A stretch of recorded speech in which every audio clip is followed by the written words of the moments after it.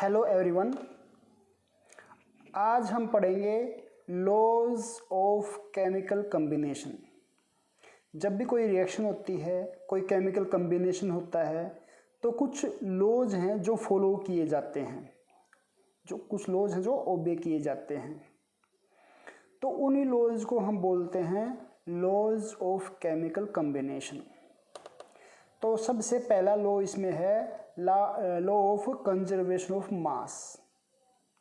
मतलब जितना हम रिएक्ट करवाएंगे उतना ही मास प्रोडक्ट का बनेगा।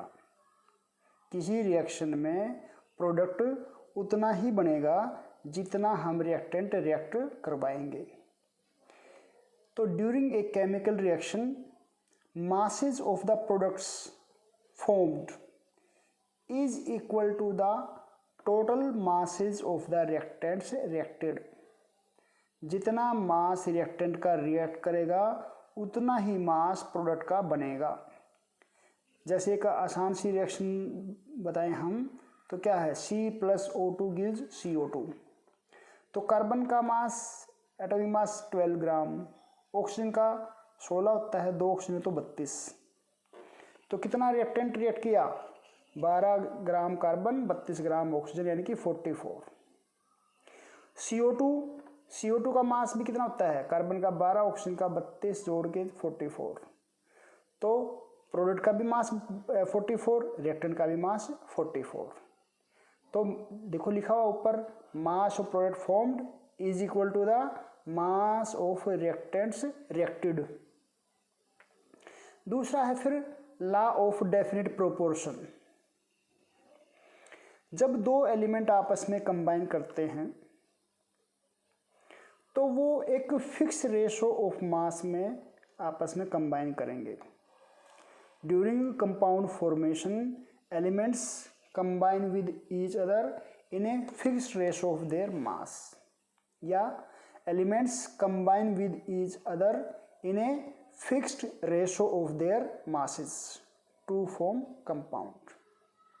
एग्जाम्पल के तौर पे अगर हम वाटर को लें तो वाटर में हाइड्रोजन और ऑक्सीजन, हाइड्रोजन इसमें 2 हैं, एक हाइड्रोजन का मास 1 है तो 2 गुणा 1। ऑक्सीजन का मास 16 है, एक ऑक्सीजन तो 16। तो रेशो क्या आ जाएगा, 2:16, और 2 से काट देंगे तो 1:8। तो हाइड्रोजन और ऑक्सीजन का रेशो आ गया 1:8। ऐसे जो CO2 है, CO2 में कार्बन का जो मास है वो 12, ऑक्सीजन का जो मास है वो 2 ऑक्सीजन है, एक ऑक्सीजन का मास 16 तो 32। तो रेशो आ गया 3:8। यानी कि जब भी CO2 बनेगा तो carbon and oxygen will combine in the ratio 3:8। अगर हम मीथेन की बात करें CH4, तो इसमें कार्बन और हाइड्रोजन का जो रेशो आएगा, कार्बन का मास तो 12, हाइड्रोजन 4 हैं, एक हाइड्रोजन का मास 1, तो रेशो आ जाएगा हमारा 3:1। यानी कि जब जब मीथेन बनेगा तो हाइड्रोजन और कार्बन और हाइड्रोजन 3:1 रेशो में कंबाइन करेंगे। फिर है third law of multiple proportion. जब दो एलिमेंट आपस में कंबाइन करें और एक से ज़्यादा तरह के कंपाउंड बनाएं, तो एक एलिमेंट का अगर हम मास फिक्स कर लें और दूसरे एलिमेंट का मास दोनों कंपाउंड में अगर हम कंपेयर करें, वो होल नंबर रेशो आएगा, फ्रैक्शन में नहीं आएगा। When two different elements combine and form more than one compound, then the ratio of the masses of one element which combine with fixed mass of the other bear simple whole number ratio। एक बार हम इसकी जो है example से समझ लेते हैं। मान लो सल्फर S8 होता है, octa atomic molecule, oxygen O2। तो सल्फर और ऑक्सीजन कंबाइन कर रहे हैं मान लो, और बना रहे हैं SO2 एंड SO3। SO2 भी बनता है, सल्फर डाइऑक्साइड और सल्फर ट्राइऑक्साइड 2 बन सकते हैं। तो सल्फर का जो मास है और ऑक्सीजन का जो मास है उनका हम रेशो निकाल लेते हैं यहाँ। तो सल्फर का मास कितना है इसमें 32, एक सल्फर है। और ऑक्सीजन O2 में 2 ऑक्सीजन हैं, तो ऑक्सीजन का मास कितना है 16 दूनी 32। दूसरे SO3 में क्या है, सल्फर का मास 32 और ऑक्सीजन का मास 48। तो देखो दोनों ही कंपाउंड में सल्फर तो फिक्स है 32-32। अब जो ऑक्सीजन है उसका रेशो क्या आएगा 32:48, यानी कि 16 दूनी 32, 16 तिये 48, यानी 2:3। तो 2:3 रेशो क्या है, सिंपल होल नंबर रेशो। तो जब सल्फर का मास हमने फिक्स कर लिया, दूसरा एलिमेंट जो कंबाइन करने वाला है उसके मास का रेशो हमने देखा, तो वो क्या आ गया, सिंपल होल नंबर रेशो। एक और एग्जांपल ले लेते हैं। मान लो नाइट्रोजन और ऑक्सीजन कंबाइन करते हैं और क्या बनाते हैं N2O, NO, N2O3, NO2, N2O5, अलग अलग रेशो में कंबाइन करके ये बना दिया नाइट्रोजन के ऑक्साइड है ये। तो नाइट्रोजन और ऑक्सीजन का रेशो देख लेते हैं हम। एक नाइट्रोजन का एटॉमिक मास कितना है 14, तो 2 नाइट्रोजन होंगे तो 28। तो N2O में 28, NO में 1 नाइट्रोजन तो 14, N2O3 में नाइट्रोजन का मास 2 नाइट्रोजन तो 28, NO2 में 1 नाइट्रोजन है तो 14, N2O5 में 2 नाइट्रोजन है तो 28। अब N2O में ऑक्सीजन 1 है तो 16 मास, NO में भी ऑक्सीजन 1 है तो 16, N2O3 में ऑक्सीजन कितने हैं 3, तो 16 तिये 48, 48। NO2 में 2 ऑक्सीजन है, 16 दूनी 32, 32। N2O5 में ऑक्सीजन 5 हैं तो 16 पंजे 80। तो हमने नाइट्रोजन और ऑक्सीजन का रेशो देख लिया। अब कभी नाइट्रोजन का मास 28 है, कभी 14 है, तो हम फिक्स कर लेते हैं मास एक एलिमेंट का। नाइट्रोजन का मास फिक्स कर लेते हैं मान लो हम, क्योंकि आसान इसका फिक्स करना। अब 28 था नाइट्रोजन का मास, जो रेड पेन से लिखे हुए हैं है ना 28, 28, 28, उन दोनों को डिवाइड कर दो 2 से। 14 यहाँ आएगा तो 16 का हाफ होके भी 8 आ जाएगा। 28, 48 वाले को 2 से डिवाइड करेंगे तो 14 यहाँ और 24 वहाँ पे। 28 और 80 का रेशो 2 से डिवाइड कर दिया दोनों को तो 14 और वो 40। तो अब नाइट्रोजन का मास हो गया फिक्स 14 है हर किसी में। ऑक्सीजन के मास का रेशो देखो क्या आएगा, तो नीचे लिखा हुआ है here mass of nitrogen is 14 gram in all the compounds. Ratio of mass of oxygen in all compound क्या है रेशो, पहले में 8 है, दूसरे में 16 है, फिर 24 है, फिर 32 है, फिर 40 है। तो ये रेशो क्या आ जाएगा 18 की टेबल होगी। तो 18 1 जा 8, 18 2 जा 16, 18 3 जा 24, 18 4 जा 32, 18 नहीं नॉट 18 8, 8 1 जा 8 है ना। तो 8 की टेबल आ गई, तो 8 की टेबल में क्या आ गया 1:2, 2:2, 3:2, 4:5। तो ये क्या आ गया सिंपल होल नंबर रेशो। तो जब 2 एलिमेंट आपस में कंबाइन करें और एक से ज़्यादा कंपाउंड बनाएं, तब किसी एक एलिमेंट का मास क्या कर लो फिक्स और दूसरे एलिमेंट के मास का रेशो निकालो, तो वो क्या आएगा simple whole number ratio. Clear. तो नेक्स्ट है 4th law of reciprocal proportion. When 2 different elements combine separately with the third element, 2 different element हैं वो तीसरे एलिमेंट के साथ सेपरेटली अलग अलग कंबाइन कर रहे हैं, अलग अलग कंबाइन कर रहे हैं, then the ratio of the masses in which they do so. तो वो रेशो जिसमें ये आपस में कंबाइन कर रहे हैं उसका जो रेशो आएगा that bear simple whole number ratio, उसका जो रेशो आएगा जब वो डायरेक्टली कंबाइन करते हैं उसके साथ वो सिंपल होल नंबर रेशो आएगा। डेफिनेशन को पहले एग्जांपल समझ लेते हैं फिर डेफिनेशन पे आएंगे। कार्बन और ऑक्सीजन 2 अलग अलग एलिमेंट हैं और वो तीसरे एलिमेंट के साथ कंबाइन कर रहे हैं। तीसरा एलिमेंट है हाइड्रोजन। कार्बन और oxygen combine separately with the third element. Third element कौन है हाइड्रोजन। तो कार्बन हाइड्रोजन के साथ कंबाइन करेगा तो क्या बना रहा है CH4 मीथेन। और जब ऑक्सीजन हाइड्रोजन के साथ कंबाइन कर रहा है तो क्या बना रहा है, वाटर। तो दो डिफरेंट एलिमेंट हो गए, तीसरे एलिमेंट के साथ कंबाइन कर रहे हैं और क्या बना रहे हैं, CH4 एंड H2O। अब हमने क्या करना है, CH4 में रेशो निकालना कार्बन और हाइड्रोजन का। जो तीसरा एलिमेंट है ना हमारा हाइड्रोजन, उसका रेशो बाद में होगा। बाद में मतलब कार्बन का रेशो और फिर हाइड्रोजन का। वाटर में देखो तो पहले हमें सोच लगता है ऐसे कि हाइड्रोजन और ऑक्सीजन का रेशो लेना है, लेकिन क्योंकि थर्ड एलिमेंट है हाइड्रोजन, उसको लास्ट में लेना है, तो ऑक्सीजन पहले और हाइड्रोजन बाद में। इस चीज़ का ध्यान रखना कि थर्ड एलिमेंट जो हम लेंगे वो बाद में लेना उसका रेशो, ठीक है। CH4 में तो मान लो पहले ही पता भी कार्बन और हाइड्रोजन निकलेगा। मान लो H4C होता, H4C अगर हम इसको कहते तो पहले रेशो किसका लेना था हमने, हाइड्रोजन का नहीं लेना था, किसका लेना है, कार्बन का। H2O में हाइड्रोजन पहले दिखाई दे रहा है, ऑक्सीजन बाद में, लेकिन लेना किसको पहले है, ऑक्सीजन को, बाद में हाइड्रोजन को। तो CH4 बना, उसमें CH का रेशो ले लो। कार्बन का एटॉमिक मास 12, हाइड्रोजन 4 है, हाइड्रोजन का मास 1 है, तो 4, तो 3:1 आ गया। इसको इक्वेशन 1 मान लेते हैं हम। वाटर में ऑक्सीजन और हाइड्रोजन का रेशो, ऑक्सीजन का मास 16 और हाइड्रोजन का मास 1, 2 हाइड्रोजन है तो 2, तो रेशो आ गया 8:1, इक्वेशन 2। अब इक्वेशन 1 और इक्वेशन 2 में देखो, पहली इक्वेशन क्या है, CH रेशो।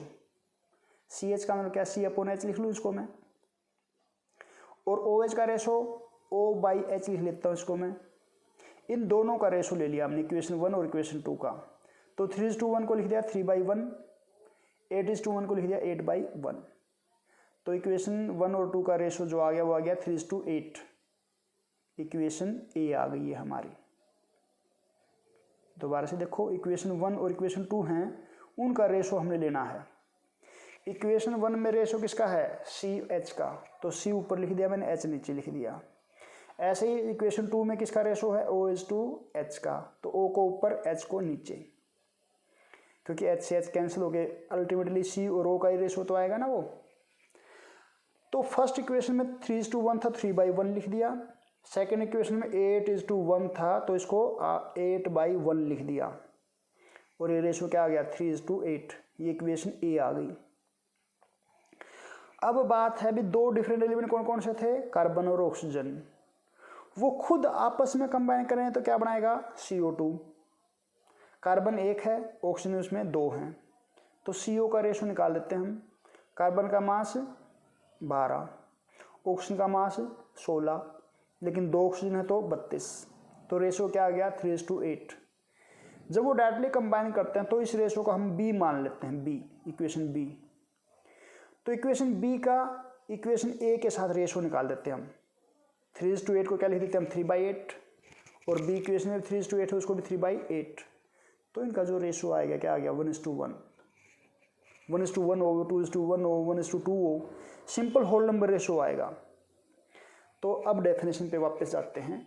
देखो, कार्बन और ऑक्सीजन दो डिफरेंट एलिमेंट हैं, they are combining with third element hydrogen. तो इनके मासेस का जो रेशो आया जिसमें वो ऐसा करते हैं, उनका रेशो जब वो डायरेक्टली कंबाइन करें, यानी कि B इक्वेशन, तो उनका रेशो आपस में क्या आएगा, सिंपल होल नंबर रेशो। देखो डेफिनेशन दोबारा, when two different elements combine separately with the third element, दो एलिमेंट हैं वो तीसरे एलिमेंट के साथ कंबाइन कर रहे हैं separately, then the ratio of the masses in which they do so bear simple whole number ratio with the ratio of the masses in which they directly combine with each other। जब वो आपस में directly combine करते हैं उसके साथ उनका जो रेशो है वो सिंपल होल नंबर रेशो आएगा। एक एग्जांपल और दे के समझाते हैं। मान लो सल्फर और ऑक्सीजन है, दो डिफरेंट एलिमेंट, और वो हाइड्रोजन के साथ कंबाइन कर रहे हैं। तो सल्फर हाइड्रोजन के साथ कंबाइन करेगा, क्या बनाएगा, H2S, H2S, और वाटर में H2O। अब रेशो किसका निकालना हमें, देखो मैंने बताया था थर्ड एलिमेंट हाइड्रोजन है, तो हाइड्रोजन को पीछे लेंगे, तो H2S में सल्फर को पहले लेंगे और हाइड्रोजन को बाद में। सल्फर 1 है, मास 32, ऑक्सीजन हाइड्रोजन 2 है, हाइड्रोजन का मास कितना होता है, हाइड्रोजन का मास 1, 2 हाइड्रोजन का 2, तो रेशो आ गया 16:1। अब वाटर की तरफ जाते हैं। वाटर में भी हाइड्रोजन और ऑक्सीजन का रेशो नहीं लेना, किसका लेना है, ऑक्सीजन का हाइड्रोजन के साथ, यानी कि हाइड्रोजन को बाद में लेना है, जो थर्ड एलिमेंट है उसको बाद में लिखना है। तो OH का रेशो बताओ वाटर में। ऑक्सीजन का मास 16, हाइड्रोजन का मास 1, 2 हाइड्रोजन है तो 2, तो 8:1 हो गया रेशो। तो इक्वेशन 1 और इक्वेशन 2 का खुद का रेशो लेंगे हम। इक्वेशन 1 ये बिल्कुल लेफ्ट में दिखा रखा है 1:2, तो सल्फर अपॉन हाइड्रोजन लिख दिया मैंने SH के रेशो को, OH के रेशो क्या लिख दिया O/H। इक्वेशन 1 में 16:1 है तो 16/1 लिख दिया, और इक्वेशन 2 में देखना क्या है 8:1, तो क्या लिखेंगे इसको 8/1, तो रेशो क्या आ गया 16 और 8 का 2:1, तो ये इक्वेशन आ गई A। 1 और 2 को कंबाइन करने के बाद इक्वेशन A आएगी, और B इक्वेशन कब आएगी, जब वो डायरेक्टली कंबाइन करें, तो सल्फर और ऑक्सीजन आपस में कंबाइन कर जाते हैं, SO2 बना दिया, तो कितना रेशो आ गया 32। सल्फर का भी मास 32, ऑक्सीजन का मास 16 था, लेकिन 2 ऑक्सीजन है तो 32, तो 1:1 आ गया। तो A और B का रेशो देखो, अब A और B का रेशो, A में क्या है 2:1 यानी कि 2/1, और B में क्या है 1:1, तो 1/1, तो रेशो क्या आ गया 2:1, और ये क्या है सिंपल होल नंबर रेशो, क्या आ गया ये सिंपल होल नंबर रेशो। समझ में आ गई बात। अगर मान लो ये SO3 बनाता, आपके दिमाग में आ जाए भी SO2 क्यों बनाया, SO3 क्यों नहीं बनाया, SO3 बना लो।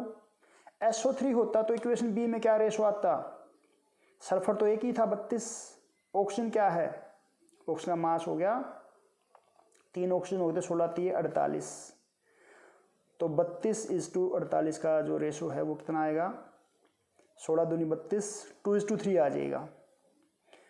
तो फिर आपस में रेशो लेंगे तो देखो A का रेशो है 2/1, और B इक्वेशन का रेशो क्या आ जाता है 2/3, 2 से 2 कट जाता, तो रेशो आता 3:1, है कि नहीं। तो इस तरह से ये हमेशा लॉ को ओबे करेगा। तो when two different element combine separately with the third element, then the ratio of the masses in which they do so bear simple whole number ratio with the ratio of the masses when they directly combine with each other। तो ये 4 law हमारे थे, ये मास से related थे, और ये last है 5th लॉ, ये वॉल्यूम से रिलेटेड है। तो अगर कोई पूछे कि भी which one is odd among the following, odd double D, odd कौन है, ओड मतलब जो औरों से अलग हो, तो गेल लुसैक्सला क्या हो जाएगा औरों से अलग। ये क्या कहता है कि जब टेम्परेचर और प्रेशर फिक्स है under given condition of temperature and pressure, तो जो रिएक्टेंट गैसियस रिएक्टेंट हैं उनके वॉल्यूम का जो रेशो होगा उसका रेशो गैसियस प्रोडक्ट के वॉल्यूम के साथ रेशो सिंपल होल नंबर आएगा। जब टेम्परेचर और प्रेशर हमारे फिक्स हैं, जितने देर के उतने ही हैं, हम चेंज नहीं कर रहे, तो रिएक्टेंट के वॉल्यूम का रेशो सिंपल होल नंबर आएगा with the ratio of volume of product. तो डेफिनेशन देखो, under given condition of temperature and pressure ratio of volume of gaseous reactants bear simple whole number ratio with the ratio of volume of gaseous product. चलिए एक example देके समझा देते हैं। H2 + Cl2 gives 2HCl, तीनों gas हैं। Hydrogen के आगे कुछ भी नहीं लिखा हुआ, इसका मतलब 1 है, 1 वॉल्यूम। Cl2 के सामने भी कुछ नहीं, इसका मतलब 1 है, तो 1 वॉल्यूम।